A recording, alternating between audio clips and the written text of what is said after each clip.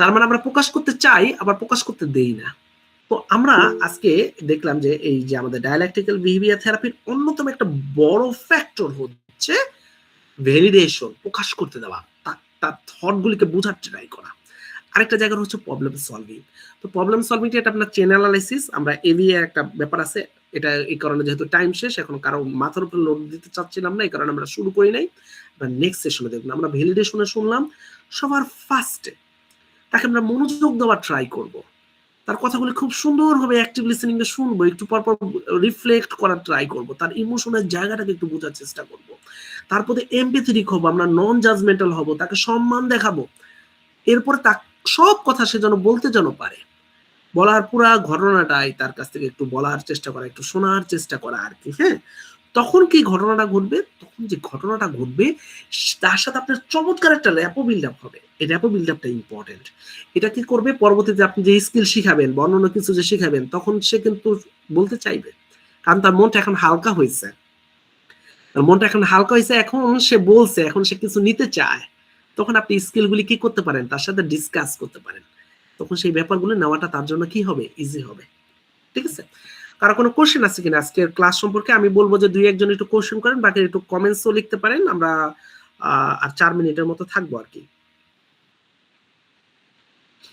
আচ্ছা, from my notes রিটেন্ট sir একটা ছোট্ট একটা প্রশ্ন করি। ওকে ওকে, জি জি। যদি আমরা মানে এমন কি কখনো হয় যে আপনারা কাউন্সেলিং এ কিংবা থেরাপিতে এক্সপেক্ট করতেছে আপনার কাছ থেকে সলিউশন, আপনি জাস্ট ভ্যালিডেশনের দিকে যাচ্ছেন, এবং সে হয়তো এইটা ফিল করতেছে যে আমি তো এখানে কোনো সমাধান পাই না, শুধু কথা শুনে, মানে এইরকম, মানে ব্যাপারটা কি এইরকম কখনো হয় কি? এরকমই ম্যাক্সিমাম ক্ষেত্রেই হয়। মানুষ তো কাউন্সেলিং প্রসেস বুঝে না, মানুষ মনে করে কাউন্সেলিং মানে কি পরামর্শ দিবে সে। এই কারণে ফার্স্ট সেশনে আমরা আমরা আমরা তাকে ইন্ট্রোডিউস করি, বলার ট্রাই করি যে আপনার প্রবলেমটা কতদিনের, বলতেছে 5 বছরের প্রবলেম। 5 বছরের প্রবলেম, আমাদের থেরাপিউটিক কাউন্সেলিং প্রসেসটা মোটামুটি 2 থেকে 3 মাস, কারো কারো ক্ষেত্রে বেশি লাগতে পারে। কেন বেশি লাগে, আপনি জিমে গেলে তো একদিনে আপনার ফিজিক্যাল ফিটনেস হবে না, একইভাবে আপনার মেন্টাল ফিটনেসও একদিন আসবে না। প্রথম কয়েকটা সেশনে আপনি আমার কাছ থেকে খুব ভালো কিছু পরামর্শ নাও পেতে পারেন, তবে হ্যাঁ পার্শিয়ালি কিছুটা কাজ করবে, আপনাকে আমরা হিলিং করার ট্রাই করবো, আপনার পুরো প্রবলেমটাকে আমরা বোঝার চেষ্টা করবো। পার্শিয়ালি হয়তো আপনি একটু ব্রিদিং শিখাইলেন বা অন্য কিছু একটা জিনিস হয়তো আলোচনা করে দিলেন, এর পরবর্তীতে গিয়ে আমরা ফর্মুলেশনে তারপর আমরা ট্রিটমেন্ট পার্টের মধ্যে দিয়ে আসবো। যেমন অ্যাংজাইটির ক্লায়েন্টদের গুলিকে আমি একটু ভালোভাবে একটু এক্সপ্লেন করে নেই। অ্যাংজাইটি ক্লায়েন্টের প্রথম সেশনে আমি প্রোগ্রেসিভ মাসেল রিল্যাক্সেশন করাই দিই, না হলে ওই পরের সেশন আর আসতে চায় না, বলে এই লোকের সাথে আমার তো কিছুই হইলো না, আমি তো এখন আমার চিন্তা হয়, থটগুলি তো বের করা। ঠিক না, ক্লায়েন্ট যখন বুঝতে পারবে যে না এটা তো কাউন্সিলিং, মানে আমার বাবাও তো কাউন্সিলিং করে, মাও তো কাউন্সিলিং করে, দুইটা জায়গা তিনটা কথা শুনে দেয়, কথা শোনানো না, এটা আমার প্রবলেম গুলিকে সে বুঝার ট্রাই করবে। আমরা বলি কি দেখেন, 2 রকম ব্যাপার আছে। একটা ব্যাপার হচ্ছে আপনার ইনিশিয়াল অবস্থায় কিছুটা হয়তো ঠিক করে দিলাম, মোটিভেশনাল স্পিকিং এর মাধ্যমে আপনি বেটার ফিল করবেন। আরেকটা ব্যাপার হচ্ছে আপনাকে নিজের লাইফের সাইকোলজিস্ট হিসেবে আমি গড়ে তুললাম, লাইফে ভবিষ্যতে প্রবলেম হলেও আপনি এগুলো নিজে আপনি সলভ করতে পারবেন। আপনি কোনটা চাচ্ছেন? তখন সে বললো যে অবশ্যই আমি সেটা চাই। তাহলে আমাদের একটা লেন্থি প্রসেস আমরা তখন শুরু করলাম। ঠিক আছে, আজকে আমাদের শুরু হইলো, মোটামুটি ভাবে আমাদের এই কয়েক মাসের মতো সময় লাগতে পারে। 1-1.5 মাস যাওয়ার পর থেকে আপনি মোটামুটি ভালো ফিল করার ট্রাই করবেন। এটা খুবই চমৎকার কাজ করবে যখন নাকি 2 জন মিলে কোলাবোরেটলি যখন কাজ করব। আপনাকে কিছু হোমওয়ার্ক দেওয়া হবে, সেগুলো গার্জিয়ানকেও বলা, যেটা এটা ত্রিমুখী কাজ, ক্লায়েন্ট এবং আপনাদেরও সাপোর্ট। আপনাদের আমরা কিছু স্কিল শিখিয়ে দিব, যাতে করে ভবিষ্যতেও যদি তার যদি কোনো প্রবলেম যদি হয়, আমাদের কাছে পর্যন্ত যদি না আসা লাগে, আপনিই বড় সাইকোলজিস্ট, মানে অনেক গর্ব বিল করে। মাকে বললাম মাই তো সবচেয়ে বড় সাইকোলজিস্ট, হাজবেন্ডের তো সবচেয়ে বড় সাইকোলজিস্ট, আপনাকে কিছু স্কিল আমরা শিখিয়ে দেওয়ার ট্রাই করবো। তখন সে বুঝে যে না এটা একটু লেন্দি প্রসেস, লেন্দি হলেও অনেক দিন অনেক কিছু করছি, হয় নাই, কাজ হয় নাই, কিন্তু এখন হয়তো একটা কাজের মধ্যে দিয়ে আমরা যাবো। অনেক সময় আমি ডাইরেক্টই বলি যে আপনি তো 7-8 বছর যাবত এই প্রবলেমটা আসছেন, 3টা মাস আমাদেরকে একটু টাইম দেন, আমরা একটু নতুন একটা অ্যাপ্রোচ আমরা কাজ করি, আপনি কি দিবেন কিনা বলেন। বলে হ্যাঁ দিব, মেন্টালি তাকে প্রিপেয়ার করা। ইসু সাহেব বুঝে গেল? জি স্যার, অনেক ধন্যবাদ স্যার। এটা কি প্রতিটা ক্লায়েন্ট কি আপনি কি বোঝানোর চেষ্টা করেন? বোঝানোর ট্রাই করি এবং আর একটু চেষ্টা করি যে বুঝা, অনেক ক্ষেত্রে কনভার্সনের ক্লায়েন্ট যদি হয়, এটা একটু ভালোভাবে বলি, তাও তো শুনে না। ঠিক আছে, একটু প্যাটার্ন বোঝা যায় কিছু কিছু গার্জিয়ানের বা কিছু কিছু ক্লায়েন্টের। হ্যাঁ, তখন আমরা একটু বলে অ্যানজাইটির ক্লায়েন্টদের, তারা কিন্তু ধৈর্য ধরাটা খুব টাফ হয়ে যায়। হ্যাঁ, তখন তাদেরকে একটু এটা, ওসিডির ক্লায়েন্ট একদিনও তো ঠিক হবে না, ঠিক আছে, একটু সময় লাগার, একটু ডিপ্রেশনাল ক্লায়েন্ট হয়তো পুরোপুরি ডিপ্রেশন আছে, অনেক সময় সাইকিয়াট্রিস্টের কাছে আমাদের রেফার করা লাগে। হ্যাঁ, তো একটু লেন্দি প্রসেস। প্রথম সেশনে সে কথা বলে যখন আরাম পায় না, তখন খুব বেটার ফিল করে। আবার আমরা কগনিটিভ বিহেভিয়ার থেরাপিতে প্রথম সেশনে তো আমরা ওই যে 5 পার্ট মডেল আলোচনা করি, একটু ব্রিদিং করায় দেই। আবার আমি কিছু হোমওয়ার্কও দিয়ে দেই, একটু হালকা রোদে হাঁটাহাঁটি করবেন, এই কাজ করবেন, একটু থট চ্যালেঞ্জের একটা বই, একটা পেপার দিয়ে দেই যে আপনার যে চিন্তাগুলি আসবে সেগুলি একটু লিখবেন। তার মানে টুকটাক সে কিন্তু হোমওয়ার্ক পাচ্ছে, সেগুলোর অ্যাসেসমেন্ট, সেগুলির মাধ্যমে অ্যাসেস করার ট্রাই করতেছি। হ্যাঁ, তার মানে টুকটাক টুকটাক করে সে পাচ্ছে অল্প অল্প করে, কিন্তু মেন ট্রিটমেন্ট আসবে কখন, পুরা কেসটাকে কনসেপচুয়ালাইজ করে ফেলছি, তারপর আসবে আমার ট্রিটমেন্টগুলি। ঠিক আছে ইসু সাহেব?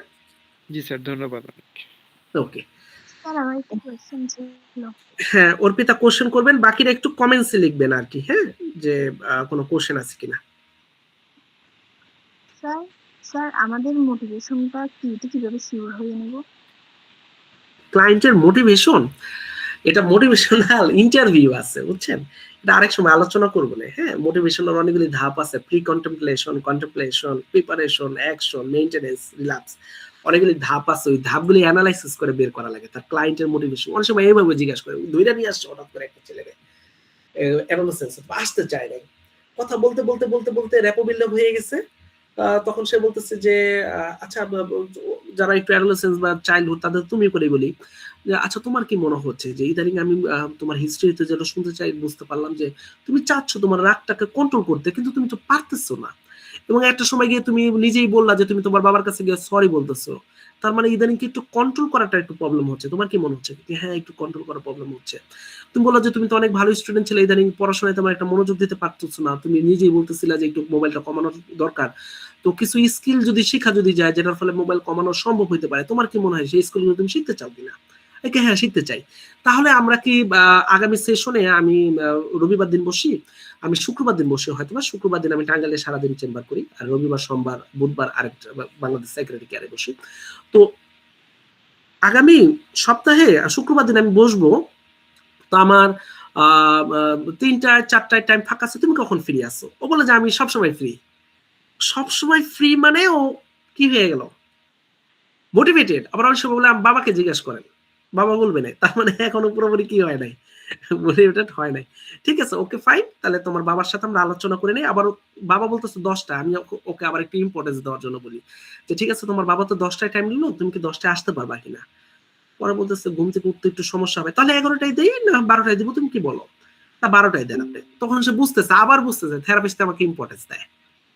ঠিক না? তার মানে আমরা পরবর্তী সেশনগুলিতে আমরা কি নিয়ে আলোচনা করবো, অ্যাঙ্গারটাকে কিভাবে কন্ট্রোল করা যায়, স্টাডিকে কিভাবে বাড়ানো যায় আর কি। ঠিক আছে, তখন সে আরেকটু মোটিভেটেড হয়ে পরের সেশনের জন্য সে আবার একটু আসার ট্রাই করলো। র্যাপো বিল্ড আপ হইলে, এমপ্যাথেটিক হইলে, ভ্যালিডেশন দিলে ক্লায়েন্ট আসবেই। কারণ এই মানুষটা ভ্যালিডেশন পায় নাই, ভ্যালিডেশনের সবচেয়ে বড় অভাব আমাদের ভিতরে, আমরাও কিন্তু ভ্যালিড করতে পারি না। ঠিক না? ঠিক আছে, আচ্ছা, সো ইকুইটি আবার একটু বলি, যেখানে আমি থেরাপিস্ট তখন ক্লায়েন্ট কিভাবে ইকুইটিটা বোঝানো বা দেখাবো, ক্লায়েন্টকে সম্মান দেখানো, সোজা কথা যেটা, ক্লায়েন্টকে রেসপেক্ট দেখানো।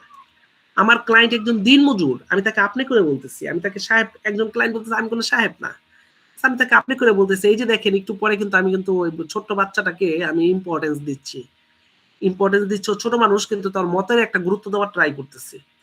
এগুলিও ইকুইটি বোঝায়, তাকে আমি সম্মান করতেছি, যে কোনো জায়গা থেকে আসুক, যে কোনো অবস্থান থেকে আসুক, সে আমার কাছে রেসপেক্টেড, আমার একজন ক্লায়েন্ট। ঠিক আছে, আমি গভর্নমেন্ট হসপিটালে দেখবো, আমি প্রাইভেটে দেখবো, সে আমার কাছে রেসপেক্টেড একজন পার্সন।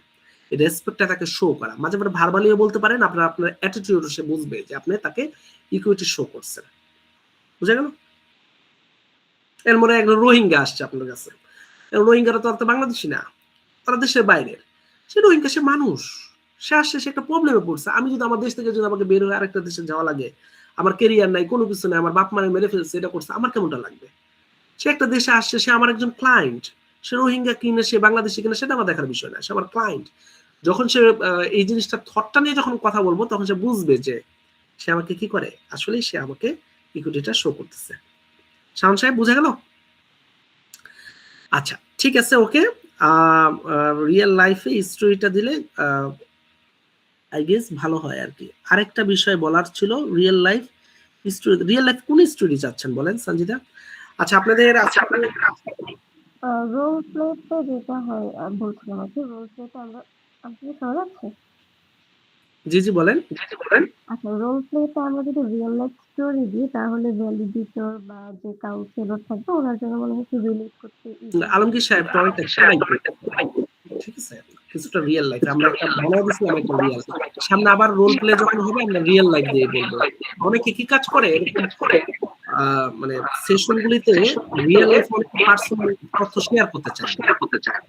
কেন শেয়ার করতে চায় না? যেহেতু অনেকে আছে, ঠিক না, আমার রেকর্ড হচ্ছে ক্লাস, বুঝতে ঠিক আছে, পেরেছি। এই কারণে আমরা অনেক সময় হিস্ট্রি দিয়ে দেই। আপনি যেটা বলছেন সেটা আচ্ছা, ঠিক আছে, সঞ্জিত একটু মিউট করুন। আচ্ছা ওকে, ঠিক আছে, আজকে আমরা এখানটা শেষ করি। সঞ্জিতা একটু মিউট করেন, হ্যাঁ, এখানটা আমরা শেষ করি। আপনাদের কাছে আমি একটু দুঃখ প্রকাশ করছি, এই ক্লাসটাতে এই ফার্স্ট ব্যাচ, যে ব্যাচে আমার টাইম ম্যানেজমেন্ট হয় নাই, তো আমাদের একটু টাইমটা আমরা একটু বেশি দিয়ে ফেলছি। আশা করি যে আমাদের ডিস্টেন্স টলারেন্সে 2টা ক্লাস আছে, আশা করি যে আপনাদের তাড়াহুড়ো হবে না, 2টা ক্লাস আমরা টাইম ম্যানেজমেন্টও করতে পারবো এবং টপিকগুলো আপনারা ঠিক মতো বুঝতে পারবেন। সেক্ষেত্রে একটু 9টার মধ্যে ক্লাসে থাকার চেষ্টা করবেন আর কি, এবং ভ্যালিডেশনটা প্র্যাকটিস করেন কয়েকদিন, আশেপাশের মানুষকে ভ্যালিডেটর হিসেবে নিজে নিজে সুন্দরভাবে। ক্লায়েন্টে কি হিস্ট্রি শেয়ার করে যাব, কি বললেন? গোপনীয়তা মানে ক্লায়েন্ট কোন পেশেন্টের হিস্ট্রি কি শেয়ার করা যাবে? আমি তো অনেক কিছু বলতেছি, নাম পরিচয় তো বলতেছি না। তবে এই হিস্ট্রি গুলো এরকম জায়গায় শেয়ার, যেমন আপনাদের সবাইকে কিন্তু আমি বারবার কমিটেড করার ট্রাই করতেছি, এরকম জায়গায় দেওয়া যাবে না যে জায়গায় আসলে তার ক্ষতি হওয়ার সম্ভাবনা আছে। ক্লায়েন্টের কোনোভাবে কোনো ক্ষতি হওয়ার কোনো সম্ভাবনা, এগুলো আমাদের ইথিক্স এর ব্যাপার আর কি। হ্যাঁ, আচ্ছা ওকে, ঠিক আছে, ভালো থাকুন সবাই, আল্লাহ হাফেজ। আগামী ক্লাসে দেখা হবে, আমরা চেন অ্যানালাইসিস থেকে শুরু করবো আর কি। আল্লাহ হাফেজ।